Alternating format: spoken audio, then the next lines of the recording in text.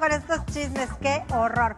Pues bueno, ahora pongan mucha atención porque llegamos a nuestra sección de Ser y Salud y hoy nos acompaña, por supuesto, nuestro doc consentido de cabecera de Supermanzana 21, con una compañía también muy linda, Yudelsi. Doctor Oriol, ¿cómo están? ¿Cómo estamos? Muy bien, A ver, bienvenidos. muy buenos días, ahora en vísperas de nuestra fiesta navideña que se aproximan, y vamos a hablar de un tema que en realidad preocupa mucho cuando se padece. ¿Por qué? Porque es el lupus en diferentes variedades, pero sobre todo el lupus eritematoso sistémico, y cuando este lupus se asocia a las mujeres. Es una enfermedad que aparece 13.000 casos nuevos cada año, pero el gran problema es que de cada 10 que lo padecen, 9 son mujeres, que lo van a padecer además entre los 15 y los 40 años, o sea, en plena etapa reproductiva, y de ahí el riesgo en que pueda asociarse el lupus y el embarazo, con todas las consecuencias que no solo tiene para la mujer, sino para el producto de la concepción, o sea, para el bebé. Y entonces vamos a estar hablando con la doctora respecto a este tema y las diferentes variantes del mismo. Bueno, el lupus tiene una prevalencia de 1 por cada 1000 casos. Y en obstetricia, por cada 3 o 4 aparece, de 3 a 4, de 1.600 a 3.000 son pacientes embarazadas. Ay, Dios. Ocurre entre los 15 y los 45 años, es decir, los síntomas se exacerban en este periodo. Dentro de los lupus hay diferentes tipos. El lupus eritematoso sistémico es el más frecuente. Está el lupus discoide, el lupus inducido por medicamentos, el lupus neonatal. Y entonces dentro de los síntomas y dentro del cuadro clínico como tal, tenemos que el paciente puede tener caída del cabello, puede tener deterioro mental, erupción cutánea, que esta erupción puede ser en forma de alas de mariposa, en la nariz y en las mejillas. Como se ve en las fotos que están proyectando. O presión torácica y dificultad al respirar, lesiones renales de causa desconocida, dolor en las articulaciones, rigidez en la articulación, fatiga muscular, anemia, puede haber fiebre. De forma general estos son los síntomas, que estos síntomas se pueden exacerbar con el estrés, con el exceso de trabajo, la falta de sueño, por no tomar los medicamentos, por causas virales. En realidad, esto es una enfermedad, como dijimos, crónica porque se padece todo lo que se padezca más de 6 meses, hablamos de cronicidad, y es una enfermedad autoinmune, o sea, el organismo se ataca a sí mismo, el sistema inmunológico, que es el que normalmente te defiende de los ataques de bacterias, virus, etcétera, se autoataca y entonces viene la destrucción de todos estos sistemas y órganos que hablaba la doctora.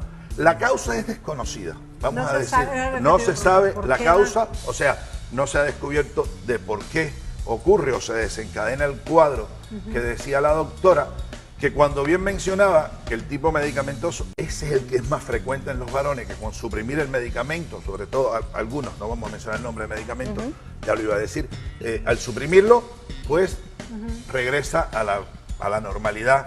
Este caballero que te digo que es más frecuente en los varones, el medicamentoso, y entonces va a tener una repercusión también sobre el feto. ¿Por qué?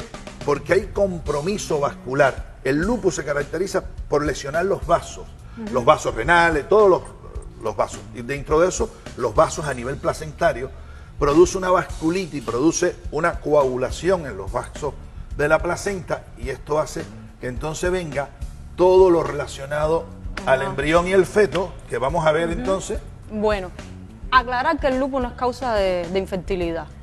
Lo que cuando a la vez que la mujer ya decide tener su bebé, que es un embarazo de alto riesgo, es más, el embarazo transcurre más saludable si 6 meses antes de salir embarazada no hay actividad lúpica. Entonces, durante el embarazo hay riesgo, como riesgo de aborto, riesgo de prematuridad, riesgo de restricción del crecimiento fetal. Hay riesgo de lupus neonatal, que no es frecuente, pero puede suceder.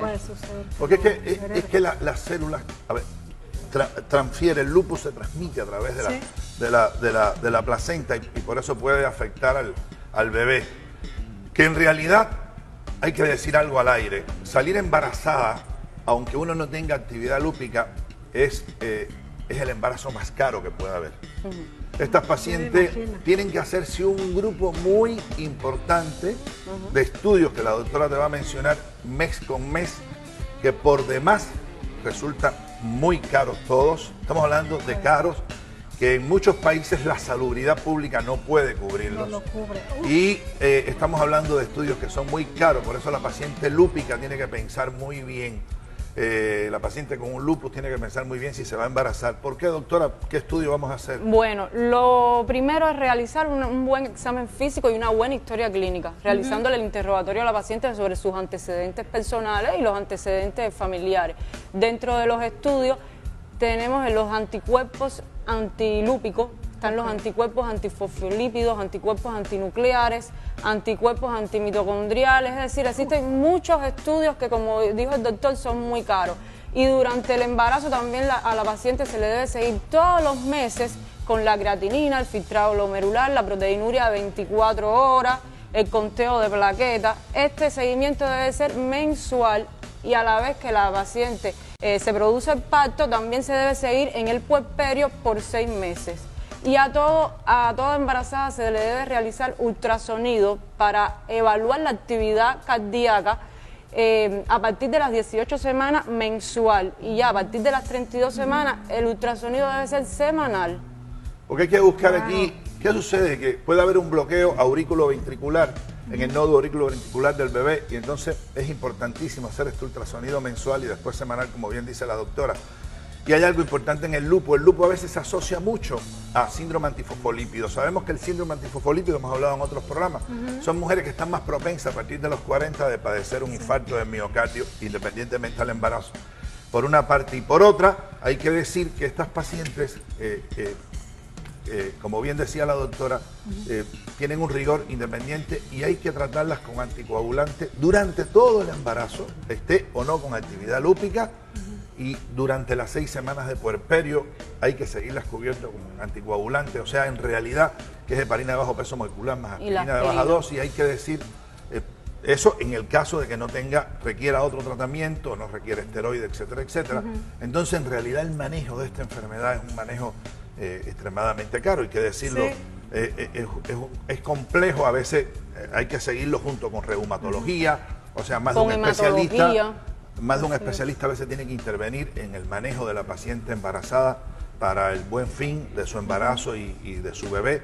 Y entonces, esto teníamos que decirlo al aire, es un tema que por suerte, como bien dijo la doctora, de cada 1.500 embarazos, 3 van a padecer lupus nada más. O sea, la mayoría no lo van a padecer por suerte.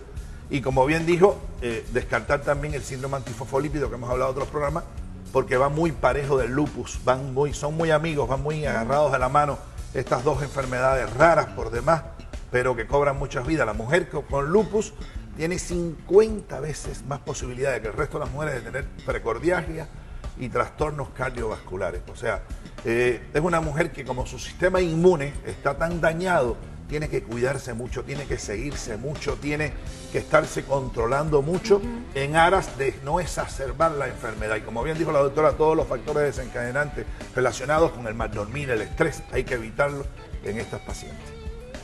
Y y por ejemplo, el tratamiento, con el tratamiento que vayan tomando, ¿ya se erradica definitivamente? No, el lupus es una enfermedad autoinmune crónica, o sea, no tiene cura. Nosotros solo controlamos las crisis o las exacerbaciones del mismo, tratamos de prolongar la vida de la mujer, evitando que dañe los órganos diana que ya habíamos mencionado, desde el riñón, pueden terminar hasta en insuficiencia renal. A ver, son pacientes que hay que seguirlas con un rigor muy estricto para evitar que se desencadene lo fatal en ellas, ¿no? Claro. Pero si no es una enfermedad que nosotros podamos curar, no hay cura para ella, partiendo de la base que no se sabe la causa, ¿no? Así es. Y es una enfermedad autoinmune, o sea, el organismo mismo empieza a atacar. Ay, qué terrible enfermedad. Sí, yo he escuchado de casos, sin embargo, no de embarazadas con esa enfermedad de lupus, pero sí, de hecho, un caso supe que no logró la batalla con esta enfermedad. Ay, me están haciendo una pregunta algo de hombres, pero bueno, no en los hombres es menos frecuente. Ajá. A ver, si te preguntan, el Sí. lupus en el hombre es mucho menos frecuente. 1 de cada 10 nada más lo va a padecer, la mayoría, 90% ocurre en mujeres. Y en el hombre está muy asociado al lupus medicamentoso. O sea, hay algunos medicamentos que pueden desencadenar la enfermedad que cuando uno suprime estos medicamentos, de nuevo vuelve a la normalidad. No es tan frecuente en el hombre la enfermedad como tal. Bueno, menos mal. y en los tratamientos, ¿son dolorosos? ¿Cómo No. son los tratamientos? No, Tratarla. los tratamientos en realidad no es que resulten dolorosos. El tratamiento en realidad es tanto por vía oral como por vía parenteral. No son dolorosos, lo que sí no son económicos. Sí, no, ya eso ya quedó. Sí, eso quedó claro. A ver, pero no son tratamientos dolorosos como invasivos, no son. Bueno, a veces tenemos que recurrir a una biopsia renal o algo así, de la piel, pero eso es en un momento y bajo anestesia. Pero en realidad, el tratamiento como tal, no es doloroso. Lo que más, creo que la misión más de ustedes en tratar un caso así es sobre todo, bueno, obviamente que la mamá pues salga adelante, pero que también me imagino que la parte de que el bebé, pues de tratar de que no lo vaya a recibir. Claro, lo que platicamos esa es nuestra hace rato, preocupación, claro. para que tenga una vida sana, para que no haya Por complicaciones. eso el seguimiento es más estricto en el Claro, embarazo. pues imagínate, cada mes. Y además, importante pues dar con las personas idóneas, de verdad con médicos certificados, que te den de verdad la certeza y la seguridad, porque a lo mejor muchos no saben y no te es mandan una otros enfermedad realmente especialistas. que manejan todo el mundo, es una enfermedad que los que nos dedicamos a hacer medicina perinatal sí la manejamos, pero en realidad, Claro. por no ser tan frecuente, pues no es. En lo que tú piensas, lo que tú no piensas, no lo diagnosticas. Y entonces No sabes, no tienes la idea. No porque no seas competente, sin embargo, como no has tratado los casos, pues sí, ni por aquí. Pero qué bueno que tenemos especialistas aquí en Cancún por cualquier cosa. Pues aquí está, por supuesto, nuestro doctorcito Oriol Yudaisy. Pues, ¿algo más que quieran agregar? No, está bien. Yo creo que con esta información es suficiente para nuestras pacientes. Así es. Pues muchas gracias, Yudaisy, Doc Oriol. Al contrario. Un placer tenerlos aquí, ya saben, como siempre, y además pues informarnos de estas cosas, sobre todo para las embarazadas también, para que tengan mucho cuidado y bueno, lleven un embarazo de mucha salud y muy feliz. Pues bueno, vamos a un corte comercial. Claro. Gracias nuevamente y continuamos con más en Supermanzana 21.